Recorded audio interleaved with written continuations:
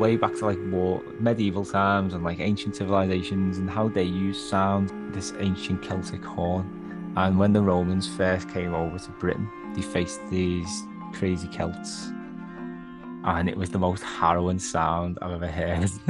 Ooh. And like it spooked the Romans that much that they all left and never came back for 100 years.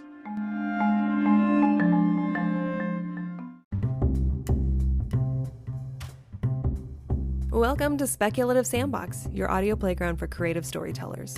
My name is Vicky Lawn, and each episode, I and a guest will unpack a fiction trope with an eye for character development and narrative structures.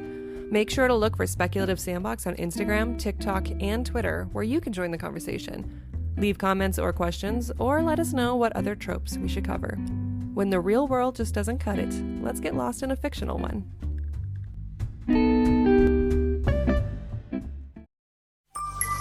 Ah yes, the magnificent Trolley Sourbright Crawler, also known as Trollicus brightolus. The worm's captivating neon colour makes it an easy, gummy prey.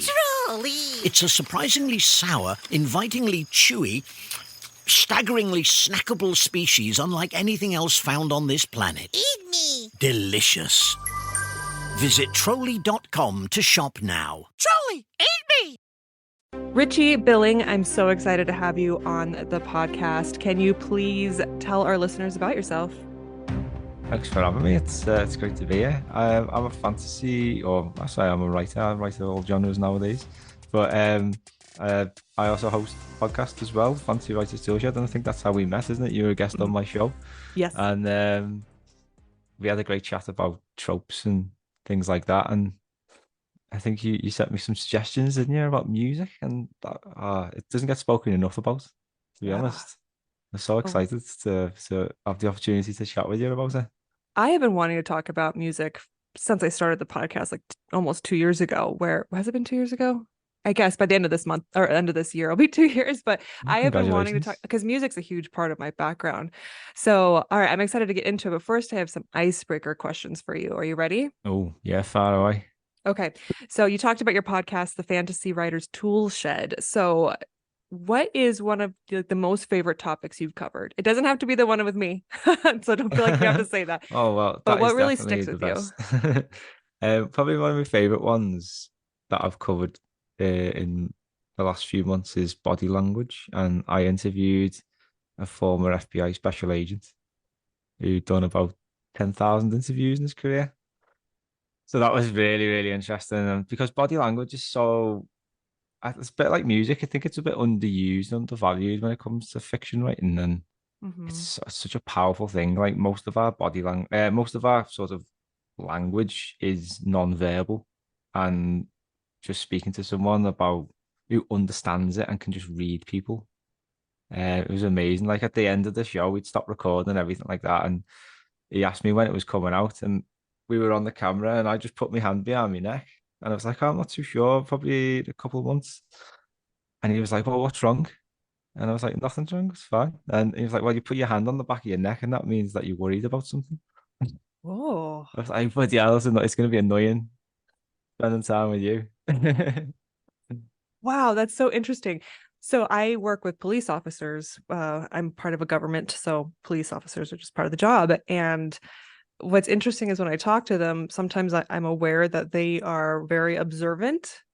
Yeah. And I think they're very polite when they work with me because it's very administrative based, but they go through training similar to like the FBI experience. And every now and then I'm like, I wonder what kind of tells I'm giving, just by sitting here in the room with them.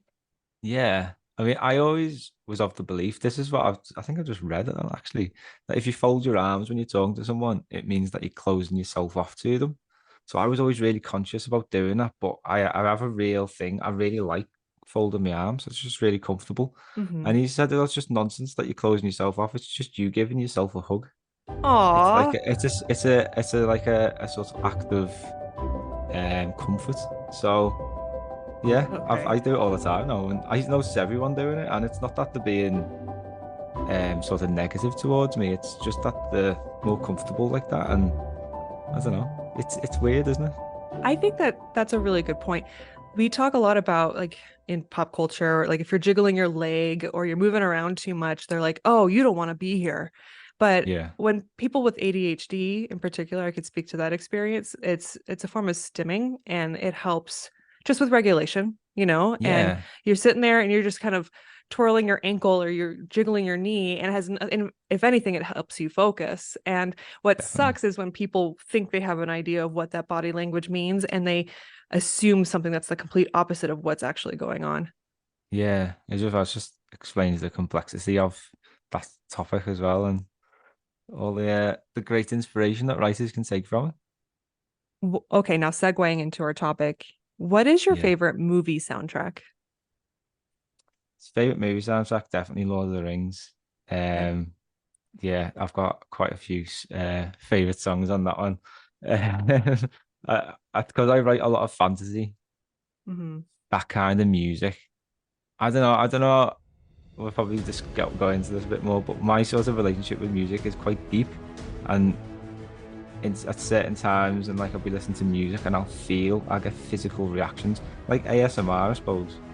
I Mm-hmm. feel it. I feel the music, and it's like, especially when I've been writing and I've been sort of churning out like loads of words, just trying to get things done. Like I'll put playlists on Mm-hmm. of this kind of music, and yeah, it's a real powerful tool for me in particular. I don't know about you.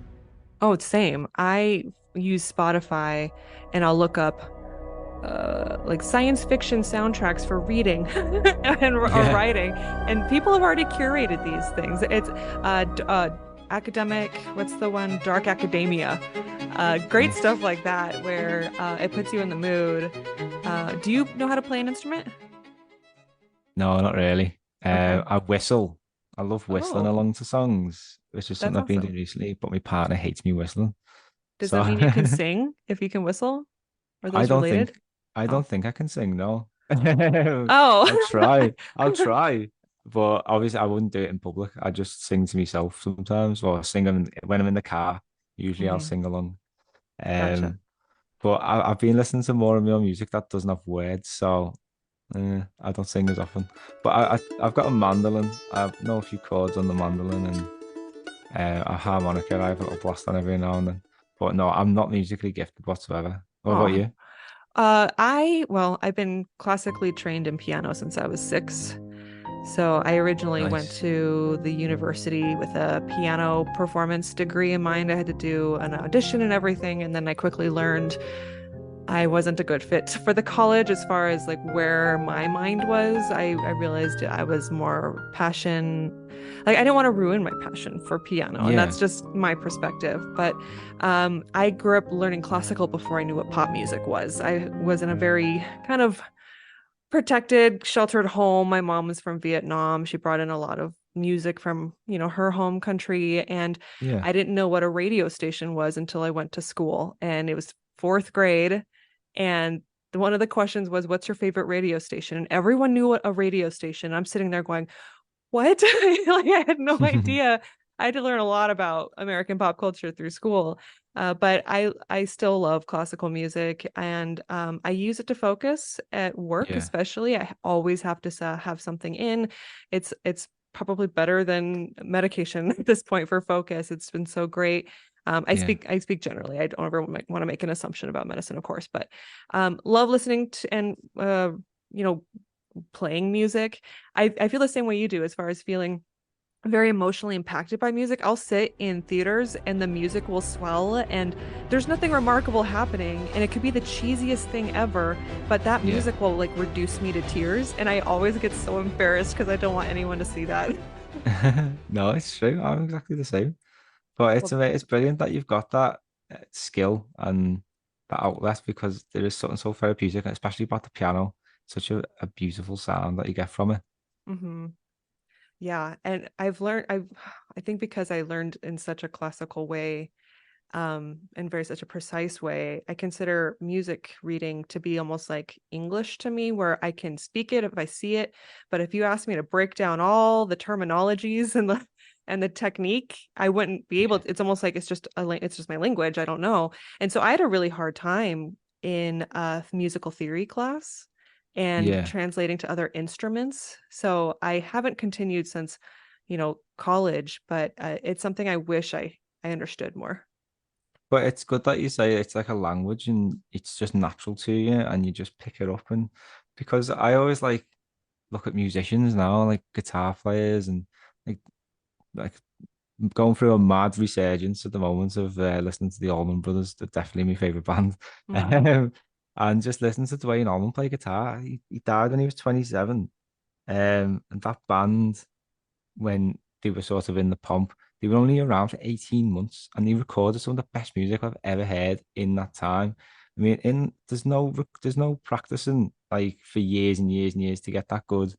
Mhm. It's just a natural language that they speak. And when you're listening to them, you can and sort of understand it and see where it's going and relate so much to it. And it's definitely like something special, Yes. definitely. And like you say, you don't need all that theory and it jars Mhm. with you because like you say, it doesn't feel natural to you. You've got that natural gift.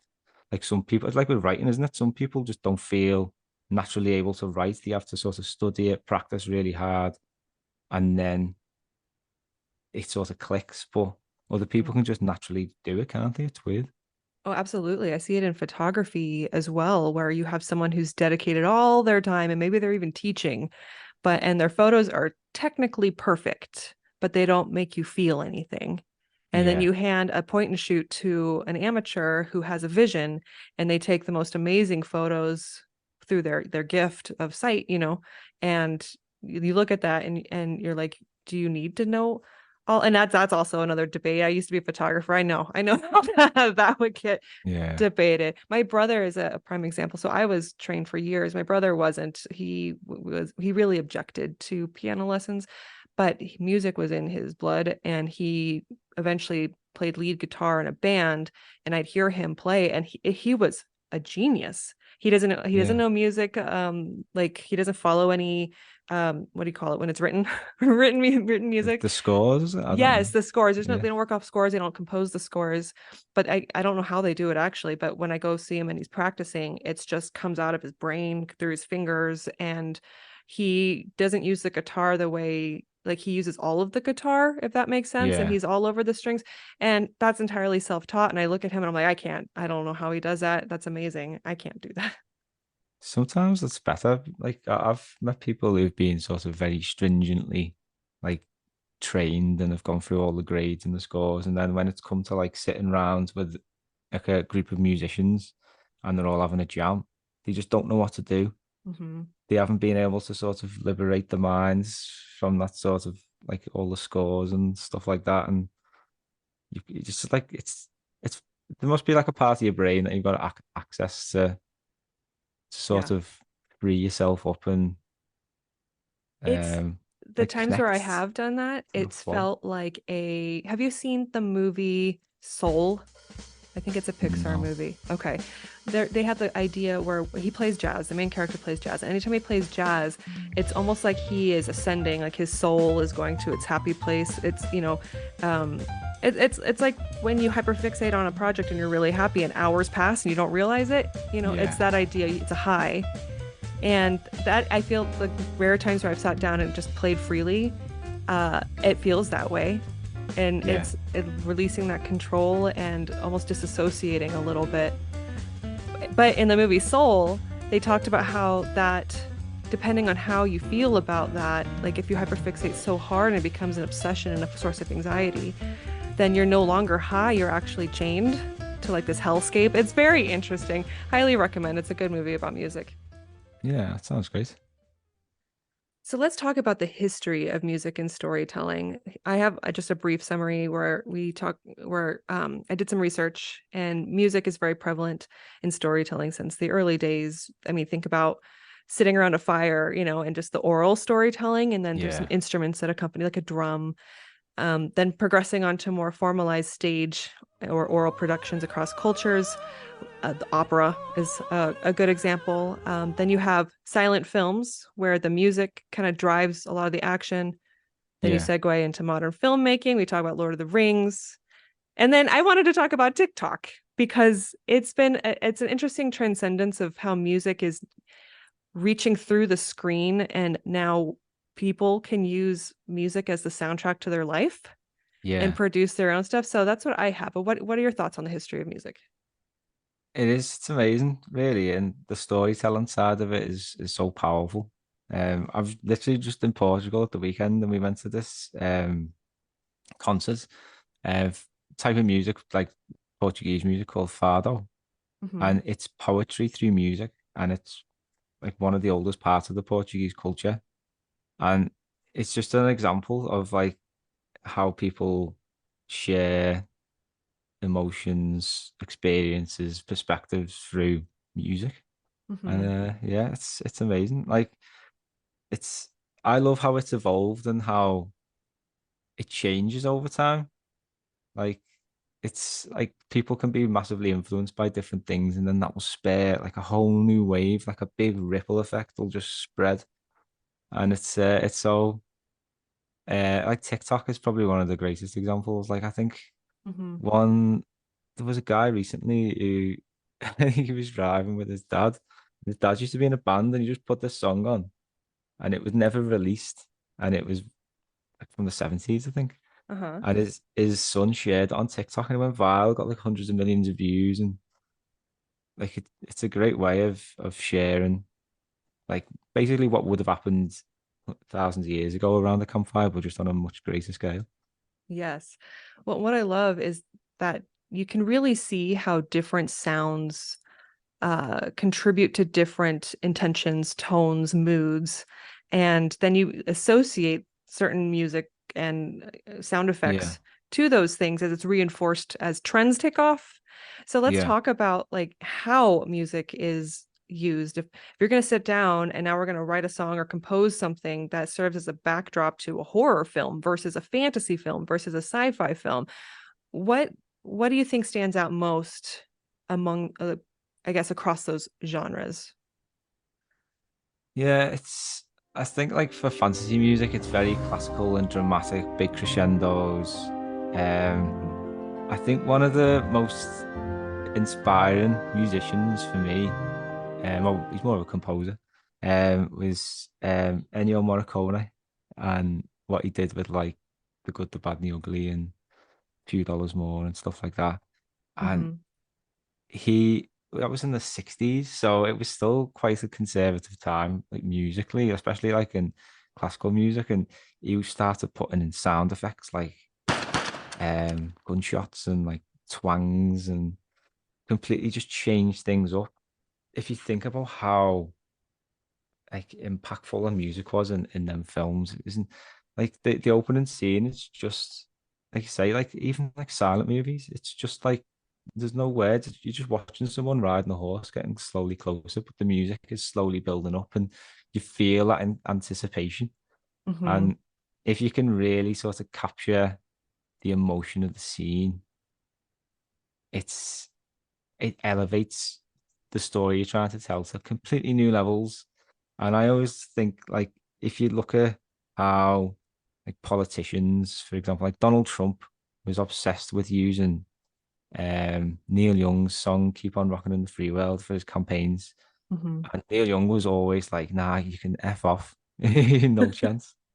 And but Trump always tried to do it, and it's the power like of that song. It's the powerful chords, it's the progressions, like the sort of dynamics, the sort of the low points in the verses, and then the sort of all sort of crashing together in the choruses, and then the powerful lyrics as well. So there's so much that goes into music. So like you can say like classical music, it's all about the crescendos and stuff like that, and you can get other types of music that just make you feel something because like of the words and the sentiments behind them. And I don't know, what do you think about it all? I like how music is used to, well, number one, kind of establish the genre. So like you said, fantasy tends to have a more orchestral kind of swelling. I put whimsical and mystical as well for Nice. for fantasy. But I also like it as clues. So for horror films, I think is probably one of the most obvious, where you have unsettling, sharp anticipation clashing notes that are supposed to almost speak to almost like inhuman part of you, the more Yeah. animalistic side of you. Like the hairs prickle on the back of your neck and you don't know why. You just know that you're very uncomfortable with that sound right now. Yeah. It's wonderful. I love it. Yeah. I'm guilty of watching it, but Married at First Sight, Australia. I don't know the sound guys they have on that. Tell you what, they keep people hooked because literally nothing is happening on in them episodes. It's the most boring program ever, but they've got the most dramatic soundtracks. And Yes. you just think something epic is about to happen, and it's just someone's just bickering with someone else. You know what I mean? What you think it's going to be like the next bloody Mhm. shooting live on telly or something like that. That reminds me of some of the older stage productions where they rely really heavily on, the drums and the strings as, Yeah, the actors move around. There's transitions because maybe there's not a whole lot spoken. There's not a whole lot of, set production. So the music actually changes and cues the audience into like, this is funny now. Oh, this is not good. Oh, this, we're all happy and everything's okay. That's what I think of when I look at reality shows. It does very much lean on those cues, and sometimes the cues are what makes it, like you said, because there's nothing going on. yeah, But now they've created yeah, that tension. definitely. And I think you can look back to like in the history in like way back to like war medieval times and like ancient civilizations and how they use sounds and the effects that like it had on like my friend sent me this one the other day this ancient Celtic horn. It's got a name, I can't remember it.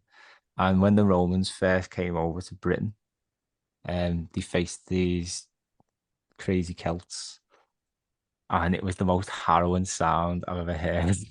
Ooh. And like it spooked the Romans that much that they all left and never came back for 100 years.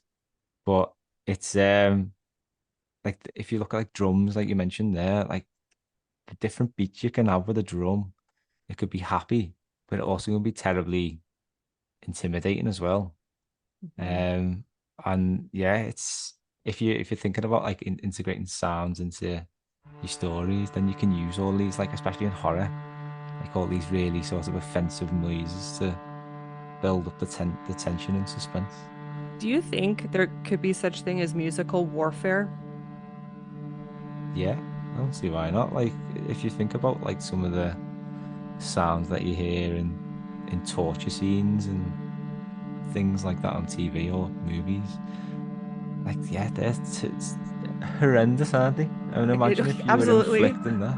But Imagine when if you you were talked about inflicting like that. scary sounds and the Romans didn't return, I was like, maybe that's it makes me think of right, okay, we have javelina in our area and they can eat all of your succulents. And so Yeah, one of my neighbors put up this sound box. So anytime it gets triggered by motion, it releases a very high pitched squeal. It's very annoying. I don't think yeah, I mean, maybe it works, I don't know, but now the rest of us neighbors have to deal with it too. But the idea is that javelina get disturbed by it and then they leave. So I'm like, could we do that? Like, could that be in a story? Could that be placed along the equivalent be placed in like the forest boundary of your country? And whenever people start to invade, they start hearing scary sounds, similar actually yeah. to the Mockingjays in Hunger Games. That's a really cool idea. I don't see Interesting. why you couldn't do it. Yeah, we should do it. I also like music for establishing a sense of place. So geography is obvious, taking the source music from the source, like the regional instruments and Yeah. musical styles. But there's been some really cool interpretations of locations have just become like the norm now. A good example of this is Mario games and underwater levels. They Oh all yeah. have that same kind of like almost like tinkling, uh, ethereal kind of sound to them, to the Yeah. point where there's some sort of version of that on TikTok that people use as like a, nostalgia feel. And someone unpacked that sound in one of the TikTok videos. And he's like, the reason why you feel so nostalgic when you hear this certain style of music, even though you've never heard this particular music before, is this reason. And he started showing all the 90s movies and Mario games and stuff that had underwater locations. And like, it's kind of cool how your psyche now establishes that as a Yeah. location. And Yeah. to go off of your So, idea of classical music, piano and harpsichord are really good for period pieces in Europe. Just cool ways to be able to say this is where you are, and now that's what we associate with those locations. Yeah, definitely. I think you can like I love listening to music from all around the world. Particularly a fan of a sitar. So you get nice twangs on that. And like as I say, at the weekend we went to this concert and it was a Portuguese guitar, which is a bit like a mandolin. And all the different sounds, they teleport you to different places. And I think I was looking at the Glastonbury lineup for this year, and there was this band on I'd never heard of, and I was like, I wonder who they are. And they're called the Master Musicians of Jujuka from Morocco. So I was having a listen to them, and it's not my cup of tea, but it was pretty cool. And the instruments are so unique, and they can really sort of immerse you in like a fantasy or sci-fi world, can't they? That's really cool. What would you say is your favorite genre when you apply musical treatment and how it sounds and feels? Favorite genre. Well, I listen to an awful lot of I say rock, but it's so broad. Like Allman Brothers, I'm gonna say the Allman Brothers because there's such an ensemble of so many different genres, and I've branched off in lots of different directions because of them. But in terms of like consistent sort of feelings and connections, I think probably classical music. Okay. When like writing battle scenes, for example, you stick on some dramatic Lord of the Rings music and you feel like you're there. And so it's just like such a powerful tool to use. But yeah, in terms of genres that I like, anything to do sort of surrounding the old, so you got like psychedelic rock, soul, jazz, um, lot of contemporary psychedelic rock's quite cool. It's kicked off again though, psychedelic rock. But what about you? Oh, well, I would have to say I love classical and also contemporary classical, I guess you can say. Yeah. So the more movie soundtrack stuff. Right now, I've been obsessed with Succession, and the fourth season soundtrack just got released on Spotify. So that's my new focus album.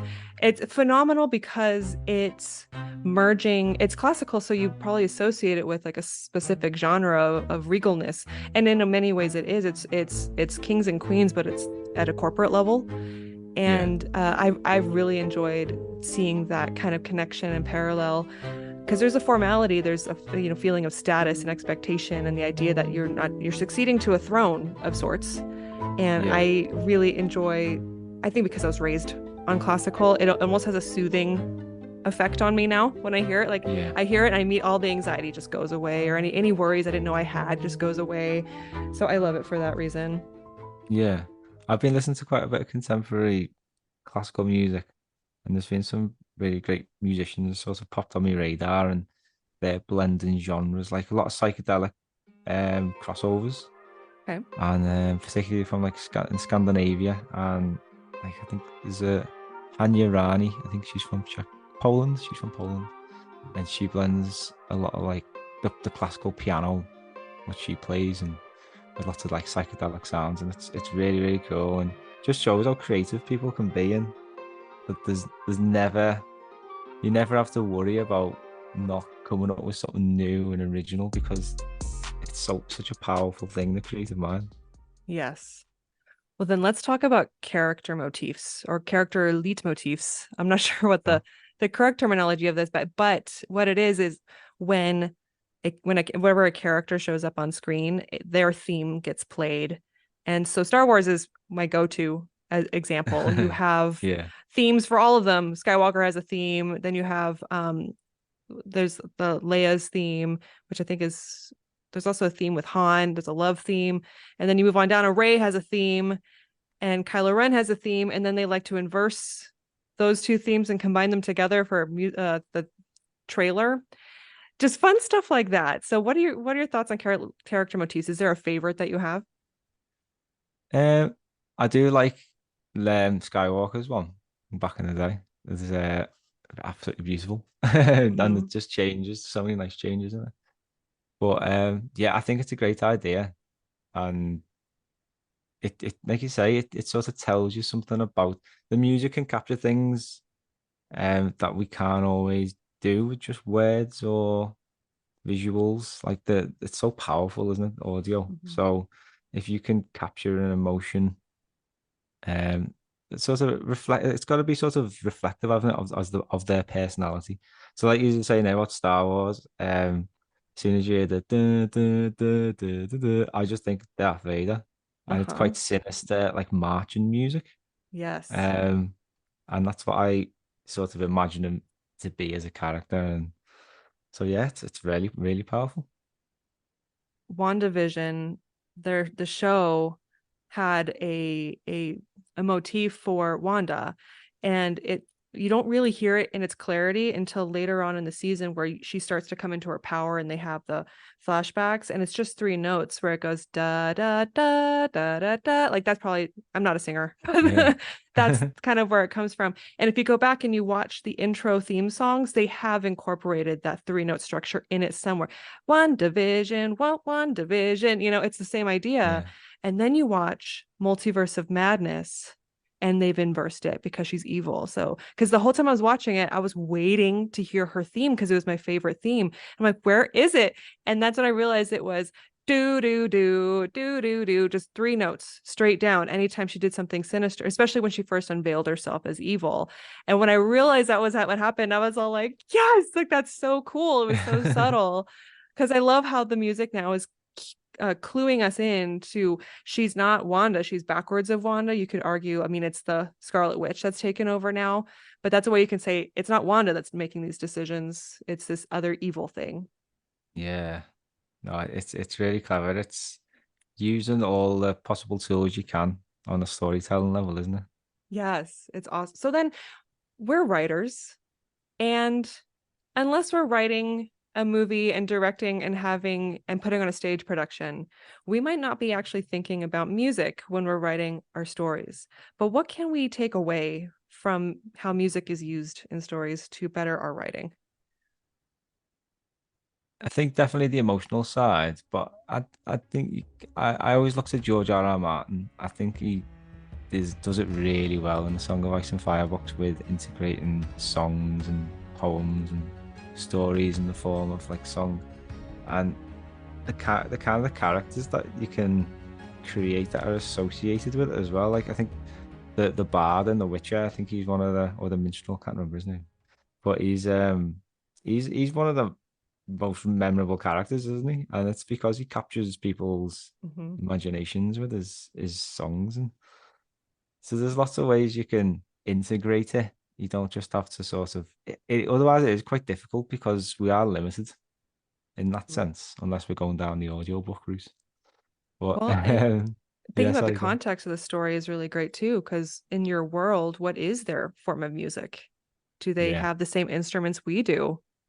And how does it show up? Like so many times, we talk about the plot's the plot and is it relevant to the plot? But in the world building aspect of it, being able to explore, like Lord of the Rings is great with that because they talk about songs and traditions, but how can that be further incorporated into other stories?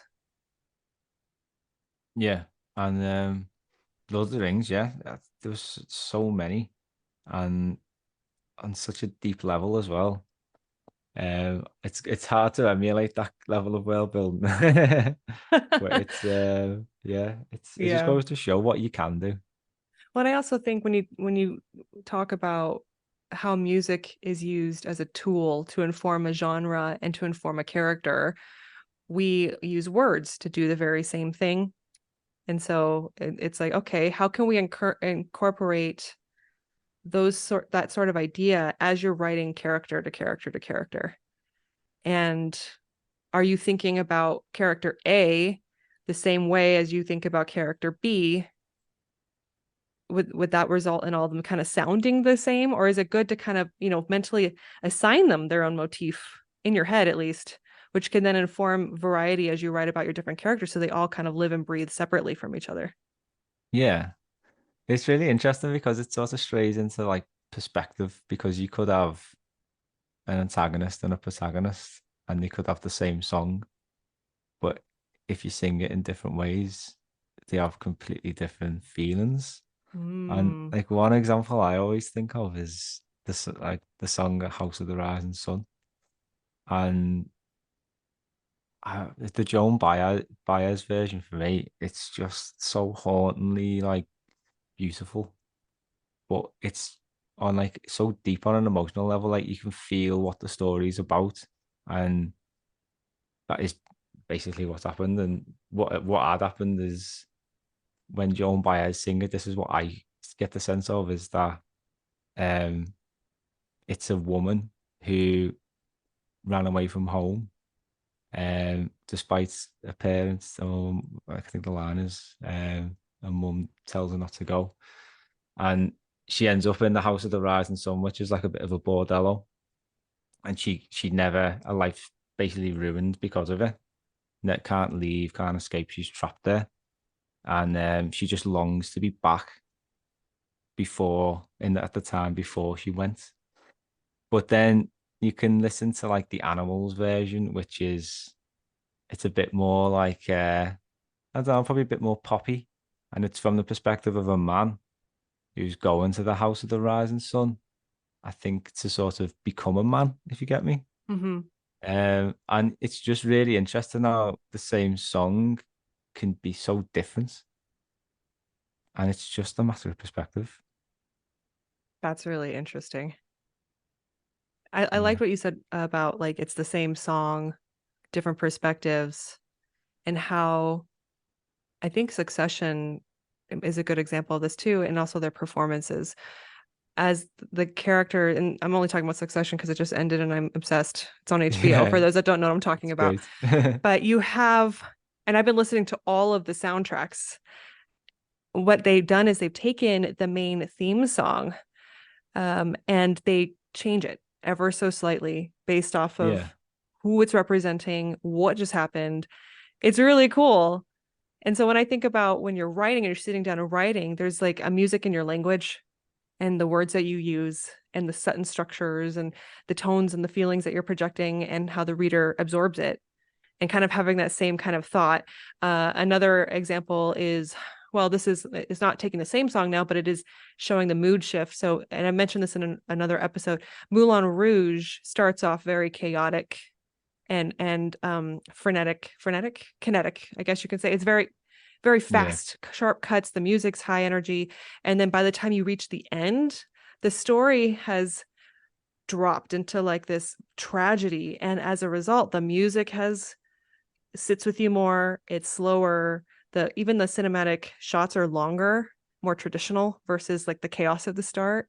And I always think, yeah, a lot of that stuff could also be explored in your writing. There's a great book, All Are Wrong Todays by Elon Muste, who it's about time travel, accidental time travel shenanigans. And when the main character messes up, the chapter is a complete departure from the rest of the book where it just goes fuck fuck fuck fuck fuck fuck fuck fuck fuck like over and over and over again.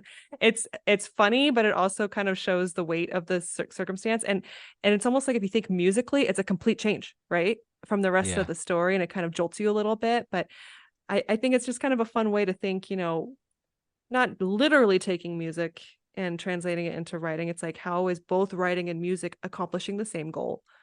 yeah. I think if you're struggling to get like a sort of a sense of a theme, it's to think of like the background music to that theme. It might sort of help you capture the emotions, maybe. Mm-hmm. Sometimes, like you can, when you listen to certain songs, I always remember this Dutch band called Focus, and the one of the most famous songs, Hocus Pocus, which is a bit crazy. It's worth a listen. It's a great song. I don't know if you've ever heard of Vicky, but Mm-mm. it's got features a lot of yodeling. Okay. Check it out though, it's worth a listen. But they've Okay. got another song called Eruption, and it's like they're taking you on a journey, and all it needs is words to go along with that to make it a full story. But the song changes so many times and goes back to the beginning and stuff like that. If it is like a complete journey, and it just shows you what you can really, if you're ever struggling to sort of get the sort of flow of your story, you can imagine what kind of background music would it be, happy and jolly, or would it be a bit more somber, and or if it's like a horror, like you say, some sharp violin pitches, different every now and then. Yes.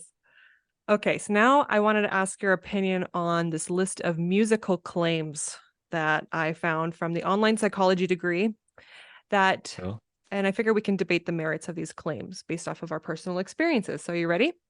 yeah, far away. Okay. Music can promote a better mood. Yeah, I agree with that. I agree with that too.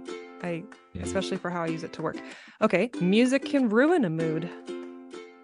Yeah, I also agree with that, especially if you've heard Kaiser Chiefs version of Heard It Through the Grapevine. I was going to say, like, what puts you in a bad mood? Annoying music, probably. I know. It's Yeah. like, what is this? Like, I suppose I'd have to be in a bit of a bad mood already to let a song ruin my day, because you can just turn it off or skip it.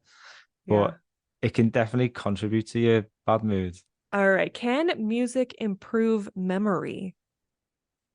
Yeah, I think scientifically it's been proven, hasn't it, that if you associate memories with certain sounds, then Mhm. yeah, I can imagine you can definitely do that. Like, have you got any sort of memories yourself that you associate with certain sounds?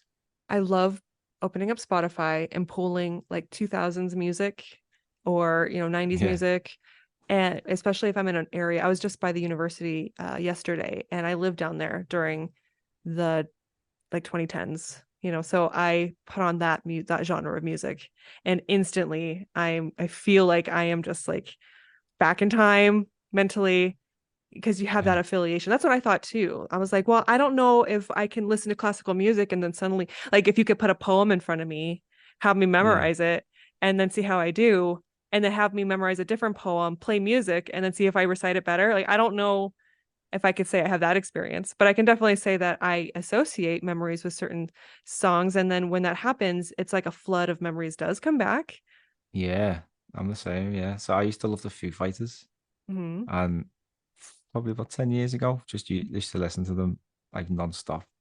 And then as soon as you hear like you might hear a Foo Fighter song, and then you'll start thinking about all the times that you parties and stuff like that, and gigs that you went to see them and stuff like that. Yeah. So it's like you say, it's just they can sort of be a key to just unlock a door in your mind, and then there's everything that you've forgotten. I bet you could use it for hypnotism, right? I've heard Yeah. of people using hypnotism as a form of therapy. I don't know anything about it, but if you want to pull back into someone's memory, play music with it, I would think. Yeah. Especially if it's like a traumatic memory that you're trying to access, maybe it Mhm. can help. Okay. Can music help pain management? Good question. We're I'm gonna not have to sure about test that this. one. Go break your leg Yeah. Yeah. and And then then we'll put put some on pop your music favorite on. music. That's funny. Yeah. I have no experience with this one. No, maybe like if you've fallen down the stairs in the club. Did And then you you wouldn't feel any notice. better because your favorite song came on? Maybe got up and danced before you got in the ambulance. There you go. You're bleeding Yeah. everywhere, but you don't know because you're having a good time. Your brain is transcended. You're high. Like, Yeah. Maybe like if certain kinds of sounds, like my little brother, he's become quite a whiz at doing ASMR videos. And a lot of people say they get like a lot of benefits from listening to it. So, because it's a relaxing thing, so Mhm. the rules for listening to his videos, you got to close your eyes and you got to put headphones on. So, if you're struggling with like chronic pain, I imagine being able to like sort of shut that down or distract yourself Oh, that's a completely really from good it. point. So maybe yeah, go and check out his Yes. channel, 3D Sound Studio, it's called, and try it 3D and let us Sound know. Studio, you said? Yeah, Okay. Check out 3D. I'm gonna check it out. 3D Sound Studio. I have an issue where I have allergies and like I'll have a sinus flare up and then I'll just like fixate on it and can't think about anything else. So next time I'm gonna put on his video and just yeah, get blissfully distracted. It'll be great. yeah. We'll see. You can report back and let us know. Do you believe empathic people listen to music differently? Yeah, it's a good question. We probably I've cry more. never really asked that many. You're an empathic person, so Yeah. can you Yeah. relate to this? Well, I'm not a non-empathic person, so I don't know how I I know there have been times Yeah. where I'll sit in theaters and I'm crying over music and I don't know why, and I'll look next to my friend who's not crying at all, and then I'm and I'm like, "Is something wrong with me?" Yeah. I can see how different people with different, mental capacities for like, or sensitivities, I guess you can say, could be affected by music. What I will say though is I am greatly impacted by soundtrack orchestra music in a way that I'm not impacted Yeah. by I don't know, pop and country. I mean, I like pop, but I'm not gonna sit there tearing up. Like, I've never cried over a Taylor Swift song, you know? So I maybe it's just different things speak to different people. Yeah, definitely. And like like say if we listen to music, um, we're probably more empathetic than some people. Mhm. And if we feel something differently, like if I can feel physical reaction to music and other people can't, then obviously I'm listening to it differently. Whether I'm more empathetic than them, I don't know because I've never gotten to that level with them. But I'll have to start asking. Okay. And then final claim is musical brains may be sharper and more productive. I remember this when I was a kid, and they're like, if you want your kid to be better at school, put him in classical music. Do you think that's true? I think it can definitely help because if you've got that creative mind, like an active mind, channeling it into something is really good. Hmm. Um, like yeah, sometimes music isn't for everyone though, is it? You've got to enjoy it to really sort of absorb yourself in it. I think if I didn't enjoy writing, I wouldn't do it. Yeah, You that's a just sort good of point. drift, don't you? And you drift through things and trying to find what captures your imagination. And yeah, what do you think? Well, I was in piano against my will. So I definitely I hated it when I was young. My mom was so strict. I was 6 years old and she'd make me practice scales for an hour. Like, to me, Yeah. for a 5-year-old, 6-year-old, I was torture. But and she had very strict expectations. I had a tiger mom, 100%. So I was very, very disciplined as far as like sticking to a practicing schedule, and I performed in auditions, and I forgot what they were called, but I did a lot of performances and concerts and stuff like that, all against my will, and I hated it until I learned how to use that skill towards something that I liked. I started piano accompaniment Yeah. for my high school drama department. I started helping out with the choir and orchestra and band, and that was through my own interest. And then at that point, I was really thankful I had the skill. Now, if I use the skill in my adult life, I think I have, because I work in communications, and there tends to be some musicality to the things that I Yeah. do, even though it's not music. So whether it's telling the music in your words when you're writing communications, or when I put together promos and there's beats that you want to hit because you want to keep people's attention and you want it to all kind of work together to deliver the message effectively. I think that's definitely paid off. I remember I put together a video. It was one of those community kind of summary videos of what we've done in the past year. And people were like, how does she just know to do all that stuff? And one of my colleagues said, well, she has a background in music. And I Yeah. was like, oh, that makes sense. I don't even think about it. I just do. So I guess in that way, it has really helped me. Yeah. That sounds excellent.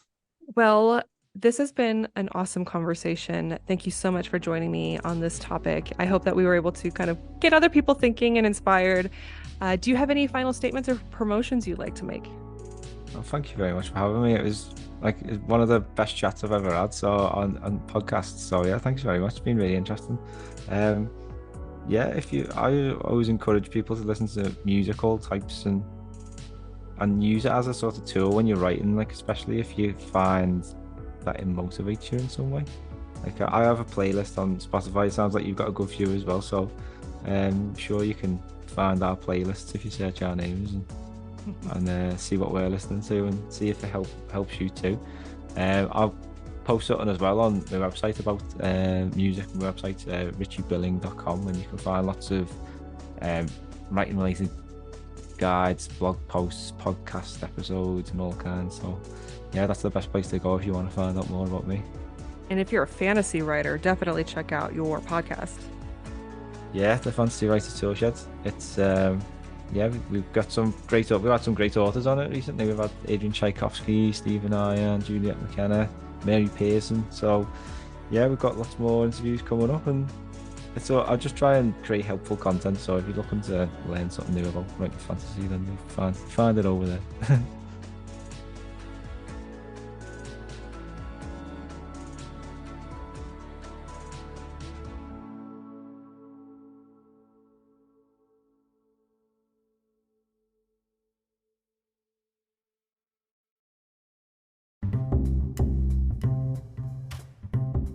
Speculative Sandbox is a volunteer-run podcast that relies on the collaboration of fellow creators like you. Join the conversation and participate in fun polls and questionnaires on TikTok, Instagram, and Twitter. Interested in being in a future episode? Our DMs are open, or you can email speculativesandbox@gmail.com.